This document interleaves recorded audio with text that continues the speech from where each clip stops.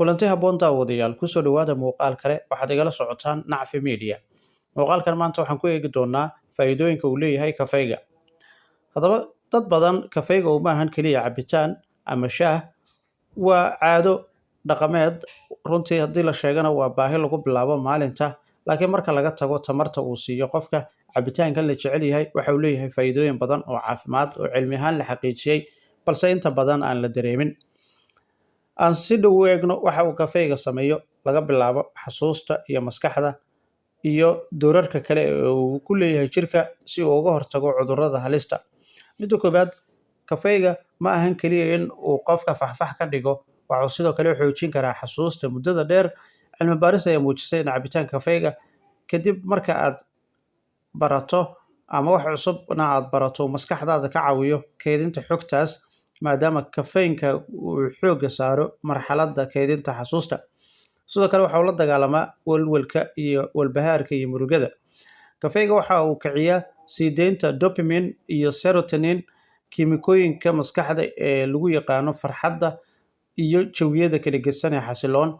Daraasaadkan ayaa muujiyay in dadka si joogto ah u caba kafeega ay ku yar yihiin in ay ku dhacaan murugo marka loo eego kuwa aan cabin. Waxaa la aaminsan yahay in kafeega uu yareeyo caabuqa maskaxda oo lala xiriiriyo cudurrada niyadda. Dhinaca beerkana waxa uu aad uga shaqeeyaa sifeynta jirka. Kafeega waxa uu ka caawiyaa in uu jirka iska difaaco. Dadka caba kafeega waxay u nugul yihiin halis yar oo cudurrada beerka iyo dufanta ku samaysmata beerka. Waxa uu hoos u dhigi karaa heerarka enzymeska beerarka, isla markaana waxa uu ka hortagi karaa dhaawacyada kale ee la xiriira jirka. Waxa uu gubaa dufanka baa leeyahay. Kafeega waxa uu si dabiici u kordhiyaa dheefshiidka, kiimikooyinka ku jira iyo gudbinta ama in uu gubo dufanka. Waxa uu sare u qaadaa heerarka underline taasi oo jirka ku qasabta inuu isticmaalo dufanka kaydsan tamar ahaan. Si kastaba haatee, waa in la cabaa kafeega madow oo aan markaasi sokor badan lahayn. Kafeega waxa uu ka hortagaa halista strooga. Cabitaanka kafeega dhexdhexaadka waxa uu xallin karaa ama lala xiriiriyaa halis hoose oo strooga. Kafeega waxa uu hagaajiyaa shaqada xididdada dhiigga, waxa uu yareeyaa caabuqa, waxaana uu ka hortagaa xinjirowga dhiigga. Laakiin waa muhiim in aan la badsan xaddiga loogu talagalay qofka inuu cabo, maxaa yeelay kafeynka xad-dhaafka waxa uu kordhin karaa cadaadiska dhiigga. Dhinaca calooshana waxaa leeyahay inkastoo dad badan ay u maleeyaan kafeega inuu caloosha aad u dhibo, haddana waxa uu leeyahay saameyn dhanka prebiotic-ga loo yaqaano. Haddaba maadada ku jirta kafeega waxay quudiyaan bakteeriyada faa'iidada leh ee mindhicirka, taasi oo caawisa dheefshiidka, difaaca jirka iyo xitaa niyadda, maadaama caloosha iyo maskaxdu xiriir adag ay leeyihiin. Haddaba waxa uu yareeyaa halista cudurka kansarka, gaar ahaan cudurrada kansarka qaarkood. Cilmi baaris ballaaran oo dhowaan natiijadeedu soo baxday ayaa daahfurtay in cabitaanka maalinlaha ee kafeega ay yareyso khatarta in qofka uu ku dhaco kansarka noocyadiisa mindhicirka, isla markaana waxa uu kordhiyaa fursadaha lagaga bogsan karo cudurkan. Sahmintan lagu sameeyay dad uu cudurkani hayo oo bun cabay ayaa lagu ogaaday in bunku uu raad muuqdo ku yeeshay caafimaadkooda oo si muuqdo uu boqolkiiba 42 yareeyay khatarta kansarka.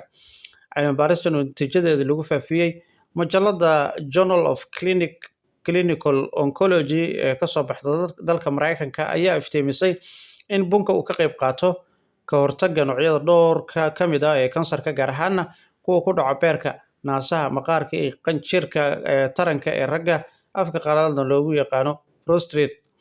Haddaba xeeldheerayaasha cilmi baaristan sameeyay waxa kale oo ay ogaadeen in cabitaanka bunku ay sidoo kale yareyso khatarta in qofka uu ku dhaco cudurka macaankiisa, gaar ahaan noociisa labaad ama macaanka.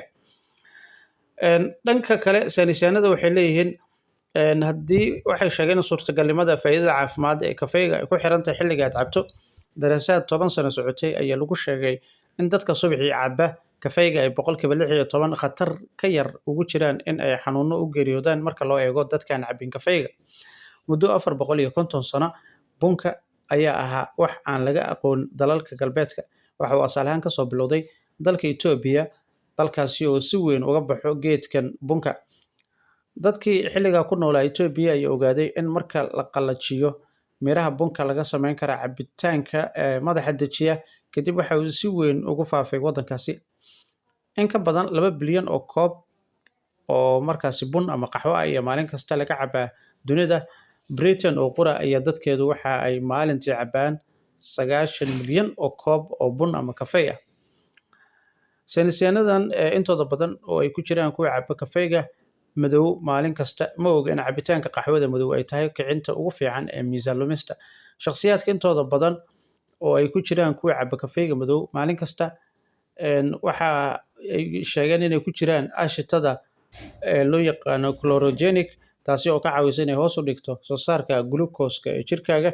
Taasi macnaheedu waa haddii aad cabto qaxwo madow cun kadib amaba cuntana aa cunto, jirku waxa uu markaasi ku jiraa glucose-ka iyo unugyada baruuryada. Kafeega madow sidoo kale waxaa ku jira antioxidant-ka kuwa oo ka caawiya habka miisaan lumista. Maadaama qaxwada madow ay ku badan tahay caffeine, waxay ka caawisaa kicinta dhaqdhaqaaqa dheefshiidka kiimikada, waxayna kordhisaa heerka tamarta. Sidoo kale waxaa leeyahay haddaba sidoo hore loogu sharaxay qaxwada madow waa cabitaan kaloriin yar oo inta badan kuma jiraan dufan ama cholesterol. Tani waxay hubinaysaa inaadan miisaan badan ka helin cabitaanka qaxwada madow maalin kasta. Dad badan ayaa jecel inay qaataan qaxwo madow dhowr daqiiqo ka hor inta aysan gelin jimicsiga. Tani waa sababta oo waxay si weyn u wanaajin doontaa dheefshiidka kiimikadaada, taasi oo markaasi kaa caawinaysa in aad faa'iido badan ka hesho fadhigaaga jimicsiga. Haddaba isticmaalka joogtada ee qaxwada madow waxay gacan ka geysan kartaa kor u kaca cadaadiska dhiigga, laakiin saameyntiisu waxay hoos u dhigi doontaa waqtiga. Daraasadyadu waxay muujiyeen in cabitaanka 1 ama 2 koob oo qaxwo madow oo maalintii ay hoos u dhigi doonto fursadaha lagu qaadi karo xanuuno badan oo wadnaha oo ku jiro stroke. Haddaba beerka waynu ka hadalnay, cudurrada intooda badanna kafeega uu daweeyo. Waynu soo sheegnay dhanka madax dejinta iyo sidoo kale cudurrada inta badan madaxa ku dhaco. Kafeega waxa uu xidhiidhiyaa xididada dhiigga, taasi oo yareysa xanuunka. Sababtaa darteed ayaa dawooyinka madax xanuunka qaarkood loogu daraa caffeine. 1 koob oo yar ayaa mararka qaar ka hortagi kara madax xanuunka inuu bato, laakiin taxaddar kafeynka badan waxa uu keeni karaa madax xanuun marka la joojiyo. Daraasaad badan ayaa muujiyay in dadka si joogto ah u caba kafeega ay halis yar ugu jiraan dhimashada, gaar ahaan cudurrada wadnaha iyo kuwa maskaxda in uu qofka u geeriyoodo. Inkastoo kafeega keliya sirta cimri dheeraadka uusan ahayn, haddana marka lala socdo nolol caafimaad leh ama ay barbar socoto nolol caafimaad leh, waxa uu bixiyaa ama laga helaa difaac waxtar leh. Marka aad koobkaaga kafeega cabayso, ogow inaad ka badan tahay in aad keliya tamar hesho, waxaad sidoo kale taageeraysaa caafimaadkaada guud. Haddaba qaybo badan ayaynu kaga hadalnay kafeega iyo waxtarkiisa. Haddii dhinacan aan eegno, haddaba maadada kafeynka iyo waxyaabaha inta badan laga sameeyo, iyo haddii aad markaad iska badiso dhibaatada aad ka dhaxli karto. Haddaba maadada kafeynka waa walxo firfircoon oo ku jira qaar ka mid ah cabitaanada adduunka lagu jecel yahay, waxayna saameyn xooggan ku leedahay inta badan bini'aadamka. Maxaa dhacaya marka haddii aad wax badan qaadato? Kafeynka waxay si dabiici ugu jirtaa kafeega, shaaha, ama waxaa lagu dari karaa cabitaanka kaasi oo siinaya tamar. Qaar badan oo naga mid ah maadadan waxay siin kartaa jirkeena iyo maskaxdeena firfircooni loo baahan yahay haddii aan dareeno cajis. Laakiin dhowaan nooc ka mid ah liin dhanaanta oo lagu iibin jiray gudaha dalka Mareykanka ayaa la joojiyay iyadoo lagu tiriyay inay ku jirto maadada kafeynka, taasi oo markaasi dhalisay su'aalo ku saabsan inta ay la egtahay kafeynka iyo waxa ay tahay muhiimadda ugu badan ee ku jirto. Haddii qofka uu iska badiyo kafeynka, daraasadyadu waxay muujinayaan in uu sidoo kale saameyn ku yeelan karo sida wanaagsan ee aan jimicsiga u sameyno. Hal daraasad oo lagu sameeyey baaskiileyda ayaa lagu ogaaday inay hagaajin karto waxqabadka jireed ilaa 1.7. Kafeynka waxaa kaloo lala xiriiriyay hoos u dhaca khatarta noocyada kala duwan, kansarka, cudurrada wadnaha iyo sidoo kale type 2-ga loo yaqaano diabetic type 2.